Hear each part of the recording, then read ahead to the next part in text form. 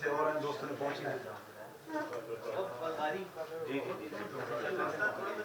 Bulgari और हुसैन। हाँ बस वो आपने अगर एक्सप्लेन कर दिया है तो फिर ठीक है। लाइव हाँ नहीं आप कर लिया, मैं भी प्रेस कॉन्फ्रेंस पर जा रहा हूँ।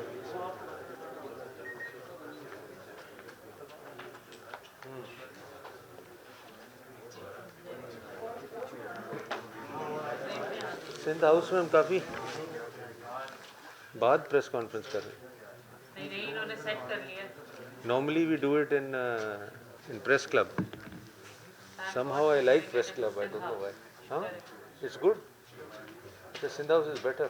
वैसे ये भी ठीक है लेकिन प्रेस क्लब अच्छा होता है अपने प्रेस क्लब में you have not smelt anything I guess. हाँ the condition of the that's true. गंदी आदत है वहाँ। ये तो यार आप लोगों को कुछ करना चाहिए। कह रहे हैं प्रेस क्लब में बड़ी बुरी हालात। लीग को लगता है हमें तो अच्छे लगते हैं। रोज जाते हैं आदि हो गए, कभी कभी जाते हैं तो ज़्यादा फील करते हैं। इनकी फीलिंग हो सकती है हमारे पे होटल में कलीग्स हैं क्या नहीं but you can help them to make it better. I am also member of हाँ ओह अच्छा hello check check check check hello check check मैं फराग तरीके को एनी की गलती नहीं एनी चेक माइक 1 2 3 तनकीद का इस्लाह होनी चाहिए तनकीद का तनकीद वाली बात का आप जवाब नहीं दे रहे फराग मैं कुछ नहीं कहता एनी ने 2-3 जब नोट किया तो आप ये भी देख रहे हैं अभी आ जाए अभी लेट हो गया खातन की तादाद हाँ ज्यादा यही है ना बहुत खुशी है। क्योंकि अस्सलाम वालेकुम। पीपल्स पार्टी लाइक करती है खातन को इसलिए बाकी जगह आप जाने नहीं देते हैं बिल्कुल ऐसा ही ऐसा ही है ना एनी। कैसे हैं आप? ठीक ठाक हैं? लोगों को मुबारक हो। वो बलूचिस्तान में आपके साथियों ने जो नई हुकूमत बनाई है, खातून उसमें शामिल नहीं है कहाँ पर? बलूचिस्तान काबीना में। वो मौलाना साहब के इत्तेहादी होंगे भाई, आप उनसे बात करें। हमने तो कहा प्रेस क्लब आएंगे आज अस्सलाम वालेकुम आदाब। हाँ खुश आयो, सही बैठा आयो। हाँ ठीक ठीक ठीक बैठा है। ऊंचा ही तो है ना, है भी तो ऊंचा ना। मैं तो कह रहा था कि आप हमारे प्रेस क्लब आएंगे आप इसी हाउस में आप बुलाते ही नहीं हैं। हमने आपको यहाँ बुलाना पड़ा कि आपने हमें कभी दावत नहीं दी। अच्छा जी अब हमने आपको, अगर आपकी इजाज़त हो तो हम अपनी बात आपके सामने रखें। जी 1 मिनट है आपके पास। बिस्मिल्लाहिर्रहमानिर्रहीम।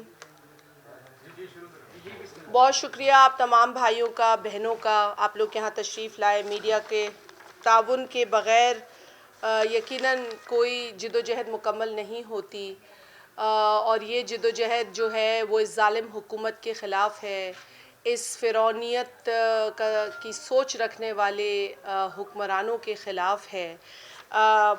आपको जैसे पता है, कल बल्कि मुझे पता चला कि सबसे पहले तो मैं मीडिया के साथियों के साथ होने वाला जो रवैया नेशनल असम्बली में था उसकी मज़म्मत करूँगी। पार्लियामेंट के अंदर कल भी मुझे ख़बर मिली कि मीडिया के साथियों को आने नहीं दिया गया। ये बहुत अफसोसनाक बात है।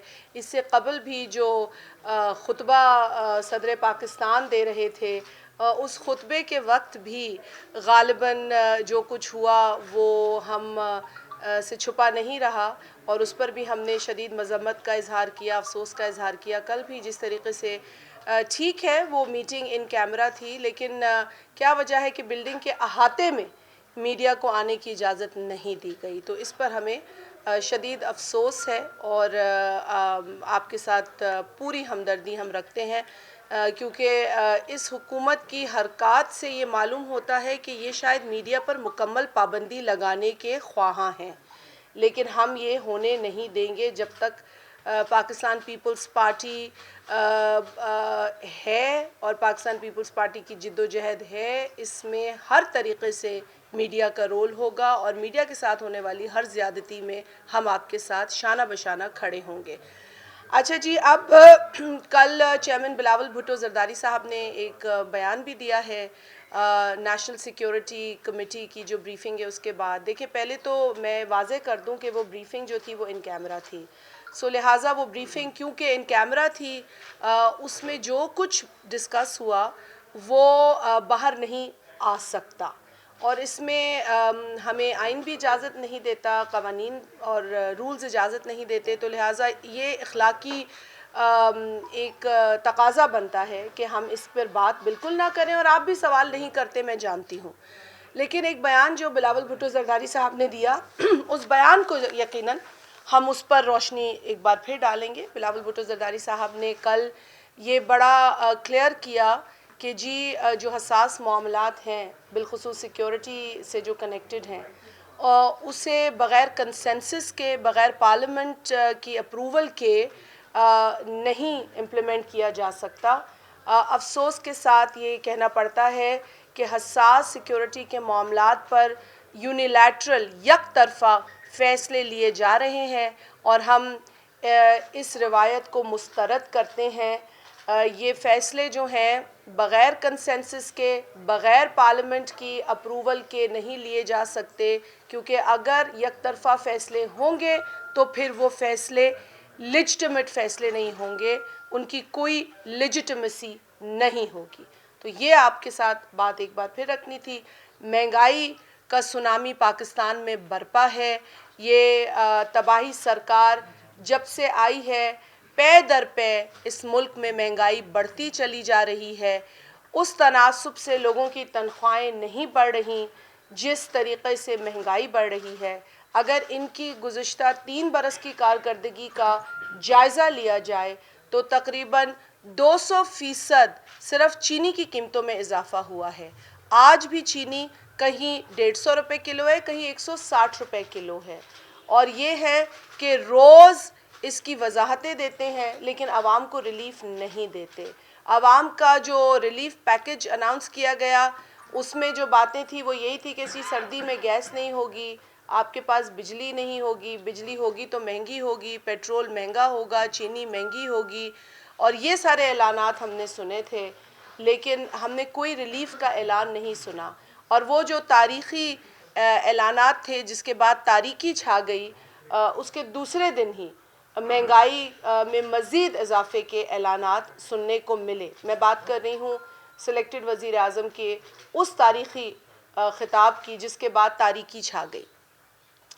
अच्छा जी, अब जितनी महंगाई पे बात करें वो कम है, लेकिन अफसोस के साथ ये कहना पड़ता है कि हमने पीटीआई के ऑफिशियल अकाउंट पर कुछ मुल्क से बाहर रहने वाले पाकिस्तानियों के जो स्टेटमेंट्स हैं वो सुने, जिसने हमें बहुत तकलीफ़ पहुंचाई, क्योंकि उन स्टेटमेंट्स में ये बातें की जा रही हैं कि पाकिस्तान में महंगाई नहीं है और पाकिस्तानियों को हौसला रखना चाहिए।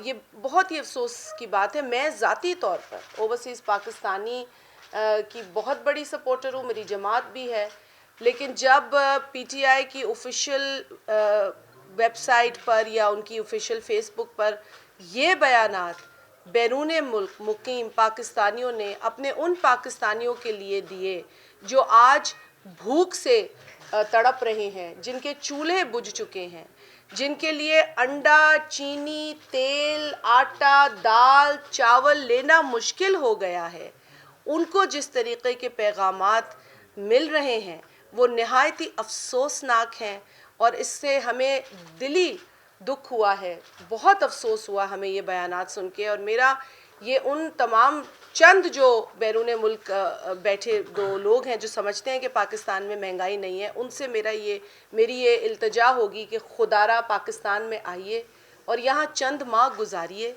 और यहाँ कमा के वो पैसा ख़र्च कीजिए, वहाँ से डॉलरों में नहीं ला के ख़र्च कीजिए जो इस वक्त 171 रुपये का है, शायद इतना ही आज बढ़ना गया हो, तो वो पैसे यहाँ ख़र्च ना कीजिए, बल्कि यहाँ कमाइए, यहाँ की जो डेली वेज है वो कमाइए, क्योंकि अमेरिका में इस वक्त डेली वेज भी बढ़ चुकी है।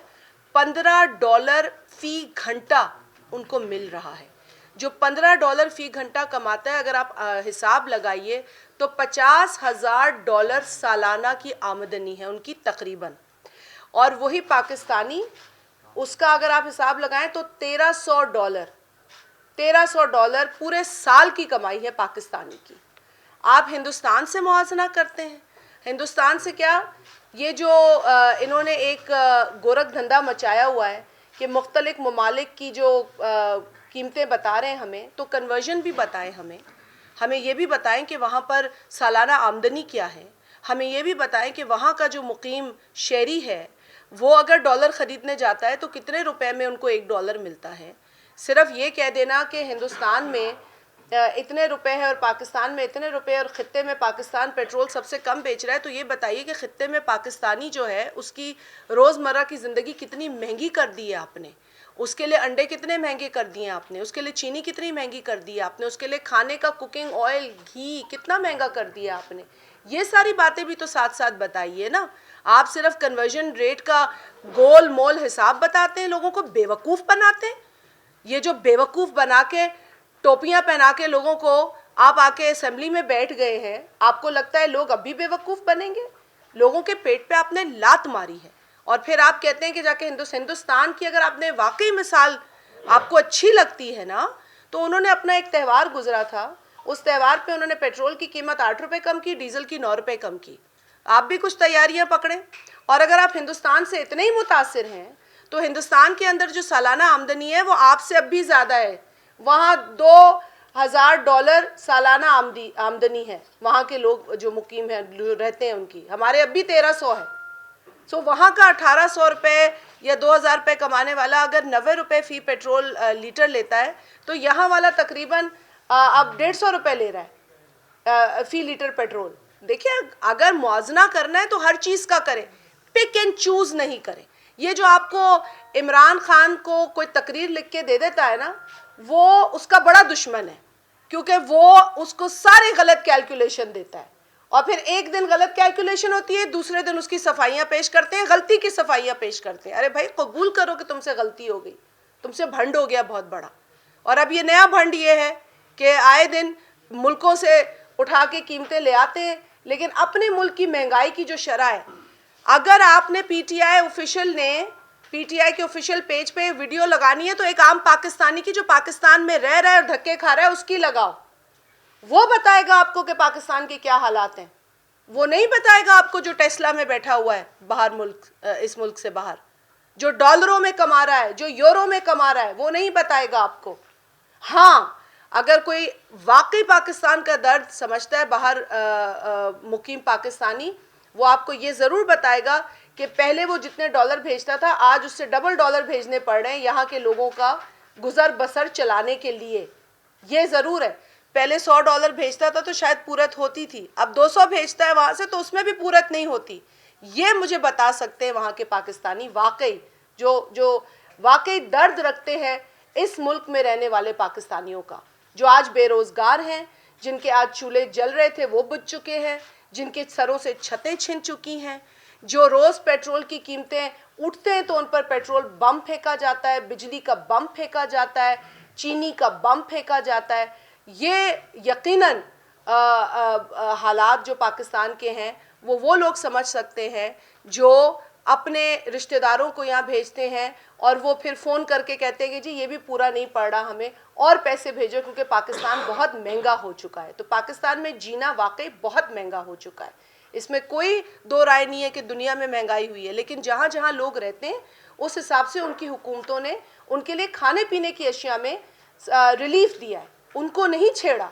लेकिन यहाँ तो खाने पीने की अशिया पे माफिया बैठे हैं, यहाँ तो मुनाफाखोर बैठे हैं, चीनी पे मुनाफाखोर बैठे हैं, घी पे मुनाफाखोर बैठे हैं, तेल पे मुनाफाखोर बैठे हैं, और ये सारे मुनाफाखोर हुकूमत के साथ उनकी बी टीम के तौर पे काम कर रहे हैं। अगर ऐसा ना होता तो आज इतने बड़े बड़े जो इनको बेनिफिट मिल रहे हैं, क्योंकि अगर आप एक अंदाजे के मुताबिक ही मैं पढ़ रही थी कि कुकिंग ऑयल का जो प्राइस है वो 213 से लेकर 213 रुपीज़ टू 261 रुपीज़ पर केजी हुआ है बिटवीन नवंबर 2019 टू मार्च 2020, जबकि जो पाम ऑयल है उसकी कीमत डॉलर के हिसाब से $750 से गिरकर $518 हो जाती है पर टन।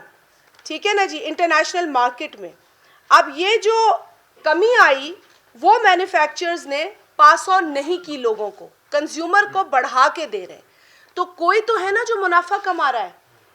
आज ये हुकूमत ये कह देती है कि जी मुनाफाखोरों को पकड़ो, पकड़ेगा कौन? सलीम मांडवीवाला साहब और शाज़िया मरी तो जाके नहीं पकड़ेंगे ना जी, पकड़ेगी तो ये हुकूमत। ये हुकूमत इसलिए नहीं पकड़ रही क्योंकि इनके अपने कारोबार चल रहे हैं, इनकी अपनी इसमें किकबैक्स हैं, इसीलिए लोगों के साथ इतना बड़ा धोखा हो रहा है। तो जो बिजली के प्राइसेस इन्होंने बढ़ाए हैं उसे हम मुस्तरद करते हैं। जो पेट्रोल की कीमतें इन्होंने अब 13-14 मरतबा बढ़ा चुके हैं, हम इन तमाम इक़दामात को मुस्तरद करते हैं। हम मुतालबा करते हैं इस हुकूमत से कि वो होश के नाखून ले और लोगों की ज़िंदगियों से ऐसे ना खेले, क्योंकि आज जिस तरह की महंगाई है, एक जो आम पाकिस्तानी घर चला रहा है वो या अपने बच्चों को पढ़ाता है या अपना इलाज कराता है। अगर अपना इलाज कराता है तो बच्चे नहीं पढ़ा सकता, अगर ये दोनों काम करता है तो बच्चियों की शादी नहीं कर सकता।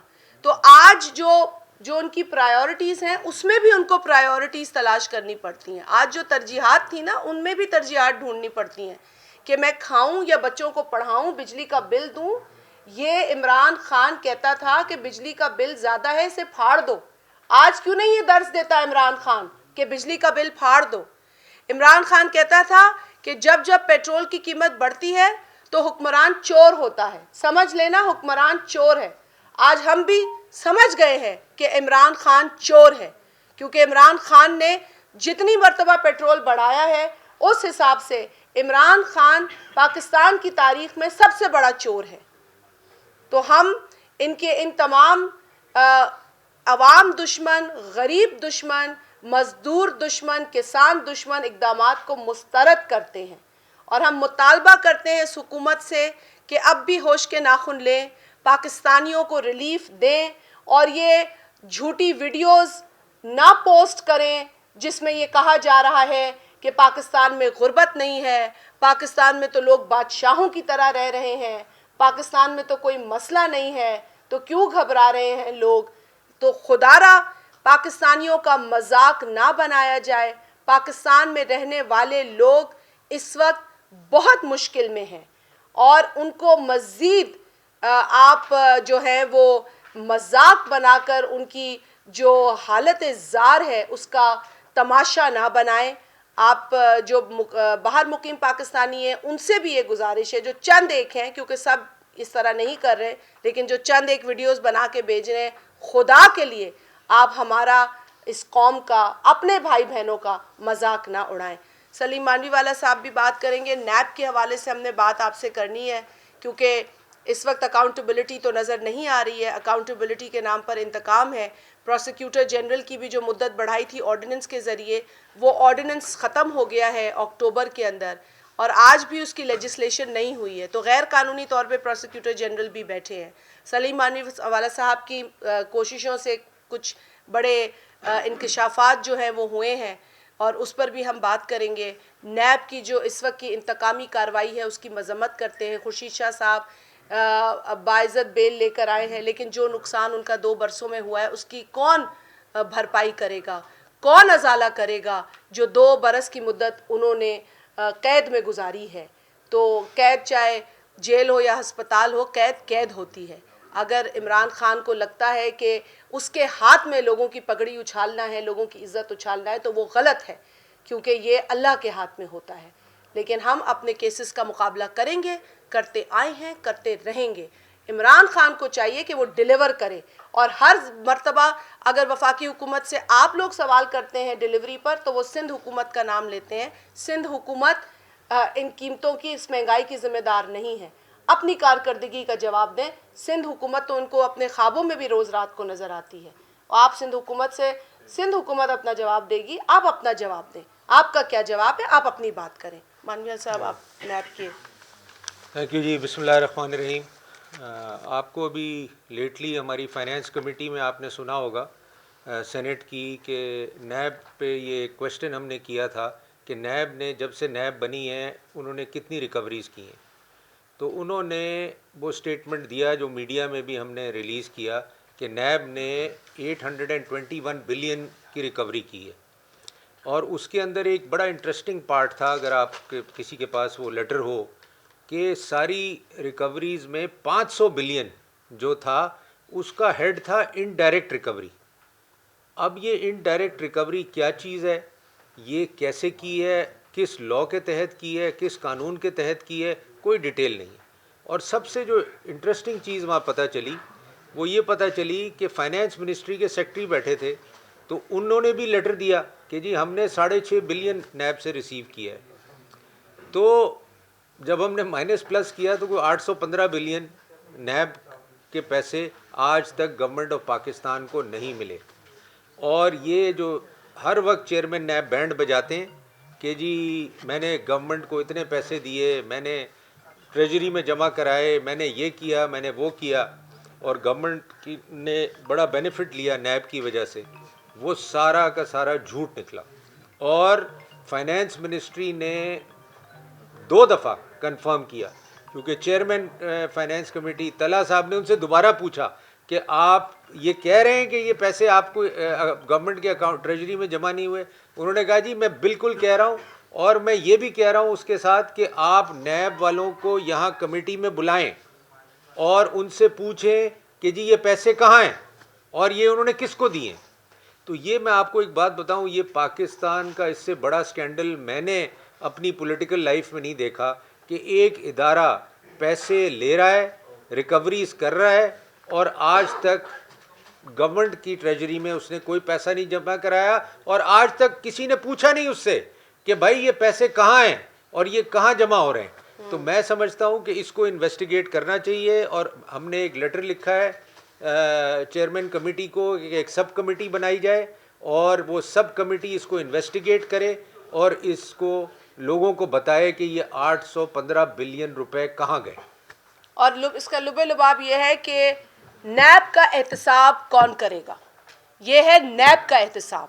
अब नैब बताए कि उसने जो अरबों रुपए छुपाए हैं और ये झूठ बोला कि हमने पब्लिक एक्सचेकर में जमा कराए, और ख़ुद फाइनेंस मिनिस्ट्री की जानिब से ये इंकशाफ किया गया मीटिंग के दौरान, जो सलीम मानवीवाला साहब ने अभी बयान किया कि हमारे पास जो रुकूम है वो ये हैं, लिहाजा जो नंबर नैब दे रहा है वो टैली नहीं हो पाया। तो ये कोई 1 अरब या 2 अरब की भी बात नहीं है। क्या है मानवीवाला साहब total number, to be precise 815 billion, 815 अरब रुपए, 815 अरब रुपए नैब बताए जो रिकवरी के नाम पर वो दावा कर रहे हैं, वो पैसे कहाँ हैं। तो नैब का एहतसाब कौन करेगा। हम बार बार कहते रहे हैं, इसलिए नहीं कहते कि हम कोई पीपल्स पार्टी हैं, अपोजिशन है, इसलिए नहीं कहते कि नैब की कार्रवाइयाँ जो हैं वो काबिल मजम्मत और काबिल एतराज़ हैं। सुप्रीम कोर्ट ऑफ पाकिस्तान भी ये कहती है कि नैब पॉलिटिकल इंजीनियरिंग के लिए इस्तेमाल किया जा रहा है, पॉलिटिकल इंजीनियरिंग का टूल बन गया है नैब। और नैब को, उसके चेयरमैन को किस लिए एक्सटेंशन दी जा रही है, कौन सा ऐसा कारनामा अंजाम दिया है, कहाँ है वो 815 अरब जो नैब दावा करती है और फाइनेंस मिनिस्ट्री कहती है हमारे पास ये पैसे नहीं है। तो ये जो हेरा फेरी है इसका हिसाब नैब दे और नैब का हिसाब लिया जाए। हम आज आपके तवस्सुत से ये ऐलान कहते हैं कि अगर 800 अरब रुपया कौम के लोगों से या किसी से भी रिकवर हुआ है, लोगों की पगड़ियाँ उछाल के भी रिकवर हुआ है, तो हमें उस पैसे का हिसाब दें, हमें बताएं तो 800 अरब रुपए कहाँ है। क्योंकि खुर्शीद शाह साहब को आपने 2 बरस रखा, एक ढेले का उनके ऊपर कोई करप्शन साबित नहीं हुई। तो ये 800 अरब रुपए जो लफाजी की गई है, इस लफाजी को प्रूव करें, नैब बताए कि ये पैसे कहाँ हैं, क्योंकि हुकूमत पाकिस्तान ये कह रही है कि हमें वो पैसे नहीं मिले। जी अच्छा ये बताइएगा कि जैसे चेयरमैन नैब के हवाले से बात हो रही है, एक नैब के हवाले से जो बात हो रही है, आप इसमें एक मिनट उस्मान, जैसे कि चेयरमैन नैब के हवाले से आप पर भी वो बनाए गए खुर्शीद शाह, दीगर अपोजिशन के रहनुमा, एक तो आप हमेशा आप कहते रहिए अपोजिशन के उनका दोहरा म्यार के हुकूमत के बहुत सारे नाम ऐसे हैं जिनको बिल्कुल फ्री छोड़ा गया, अपोजिशन को किया गया, खुर्शीद शाह साहब दो साल रहे। तो आप क्या समझते हैं ऐसी क्या उनके पास गीदड़ सिंगी है कि हुकूमत मजबूर है, क्या वजह है कि उनको बजाय ऐसी चीज़ों पे कि वो उनका दोहरा म्यार है हटाया जाए, उनको मजीद एक्सटेंशन देने की बातें हो रही हैं, दी गई है, और फिर इस तरह के जो अभी आप बता रहे हैं ₹1 का खफला। देखें, अगर आपने मेरी स्पीच सुनी हो सेनेट में, तो मैंने पहले कहा था कि नैब चेयरमैन कॉम्प्रोमाइज़्ड हैं, और कॉम्प्रोमाइज़ का मतलब ये है कि उनके ऊपर गवर्नमेंट के पास ऐसी चीज़ें मौजूद हैं कि अगर वो कल मीडिया में रिलीज़ कर दी जाएं तो नैब चेयरमैन जो है ना, ये उनको ये मुल्क छोड़ के जाना पड़ेगा, ओहदे से हटना तो दूर की बात है। तो इस वजह से जो उनको कहा जाता है वो करते हैं। केस हो ना हो, अरेस्ट बनता है नहीं बनता, वो गवर्नमेंट की इंस्ट्रक्शंस पे चलते हैं। तो ये तो फैक्ट है। और जहाँ तक आपका क्वेश्चन था पैसों का, 6.5 बिलियन फाइनेंस मिनिस्ट्री ने रिकवर किए, टोटल 821 बिलियन नैब ने since NAB was created till today recover किए। अब ये बनते हैं 815 बिलियन, जिसका नैब को हिसाब देना है, और हम समझते हैं कि ये कमेटी को ही हिसाब देंगे आके। हम हर हालत में नैब को बुलाएंगे और उनसे पूछेंगे कि ये 800 बिलियन कहाँ गए, ये गवर्नमेंट के पास क्यों नहीं जमा हुए, और गवर्नमेंट ने डिसोन किया कि जी हमें पता ही नहीं है कि ये पैसे कहाँ हैं। अब मैं थोड़ी बातें इन्फ्लेशन पे करना चाहता हूँ, फिर आपके क्वेश्चंस लेता हूँ। 3 हफ्ते पहले मैंने प्रेस कॉन्फ्रेंस की थी, चीनी उस वक्त थी 110 रुपये, 120 रुपये, और मैंने यही कहा था कि दिसंबर तक ये 150 रुपये हो जाएगी। और उसकी वजह मैं आपको बताऊं मैंने ये क्यों कहा था, ये तो नवंबर में ही हो गई 150 रुपये, कि आपने 160 भी हो गई, आपने उठा के शुगर मिल ओनर्स पंजाब के अरेस्ट कर लिए, उनको आपने विदाउट एनी रीज़न उनको अरेस्ट करके बंद कर दिया।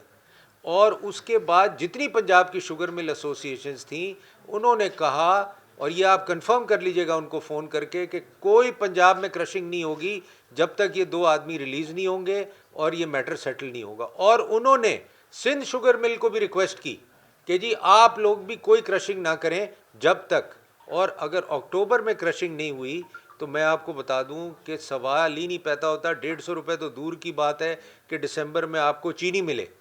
तो अब इनको जाग आई है, इनको होश आई है, और हर चीज़ तो ये सिंध पे, जैसे शाजिया कह रही थी कि कुछ समझ में नहीं आता तो सिंध पे डाल दो। तो द फैक्ट इज़ कि ये क्राइसिस तो इन मेकिंग थी, और इनको पता था कि ये क्राइसिस इन मेकिंग है, मगर इन्होंने कुछ नहीं किया। माद साहब की मैं सुन रहा था प्रेस कॉन्फ्रेंस, और वो कहानी कर रहे थे कि जी सिंध वालों की वजह से, सिंध ने ये क्राइसिस शुरू नहीं की, ये क्राइसिस पंजाब ने शुरू की, और पंजाब शुगर मिल एसोसिएशन ने सिंध को कहा और केपीके को कि जी किसी ने क्रशिंग नहीं करनी जब तक ये लोग रिलीज नहीं होंगे, और इस वजह से ये शुगर की क्राइसिस आई। और अभी भी ये क्राइसिस जनवरी में आने थे जी, और अभी भी ये क्राइसिस बड़ी सीरियस है मेरे व्यू में, क्योंकि जब तक क्रशिंग शुरू नहीं होती, शुगर मार्केट में नहीं आती, ये शायद 200 रुपये पे चली जाए। तो ये इस टाइप की पॉलिसीज़ गवर्नमेंट को चलाना, ये सारे इंडस्ट्री का भी नुकसान है, लोगों का भी नुकसान है, और वीट की सिचुएशन इससे भी ख़राब है। 1 साल से हमें पता है कि हम शॉर्ट हैं वीट पे। 6 महीने पहले कम से कम हमें ये एलसीज खुल जानी चाहिए थी वीट आने के लिए। मेरी नॉलेज के मुताबिक अभी तक एलसीज नहीं खुली, और अभी तक ये नहीं पता कि वीट कहाँ से आनी है, जो शॉर्टफॉल है पाकिस्तान में। तो ये एक और क्राइसिस आने वाली है बहुत बड़ी, कि आटा, आपको याद होगा, आपने पहले भी आटे की क्राइसिस देखी है, ये सबसे बड़ा क्राइसिस होगा आटा का। और वो भी उन्होंने सिंध पे ब्लेम कर दिया कि जी सिंध ने रिलीजेस नहीं की। अरे सिंध के पास जो वीट है वो तो उन्हीं के लिए है ना, उन्होंने क्या रिलीज़ करनी है, मगर there is a overall shortage. तो ये कौन पूरी करेगा? ना सिंध कर सकता है, ना पंजाब कर सकता है, ना कोई कर सकता है, ये तो बाहर से ही आनी है। तो उसका भी अभी तक कोई फाइनल चीज़ नहीं हुई। और यही आप देखिएगा कि वीट की भी बहुत बड़ी क्राइसिस आएगी, आटे की झगड़े होंगे, लड़ाइयाँ होंगी, और आटा नहीं मिलेगा पाकिस्तान में। जी सर, जो पब्लिक अकाउंट्स कमेटी के सर, ये मुफ्ती शाह साहब भी रह चुके हैं चेयरमैन पब्लिक अकाउंट्स कमेटी के, और ये 800 अरब रुपये बहुत टाइम से गायब है। तो सर बताना पसंद करवाएं कि कौन कौन जिम्मेदार है कि अभी तक उसने नेट से पूछा नहीं और इनसे ये इन्वेस्टिगेट नहीं किया कि इतने टाइम से आप रिकवर कर रहे हैं। तो मौजूदा सूरत हाल में और प्रीवियस में टाइम में कौन कौन इसके जिम्मेदार हो सकते हैं नेट के साथ साथ पार्लियामेंट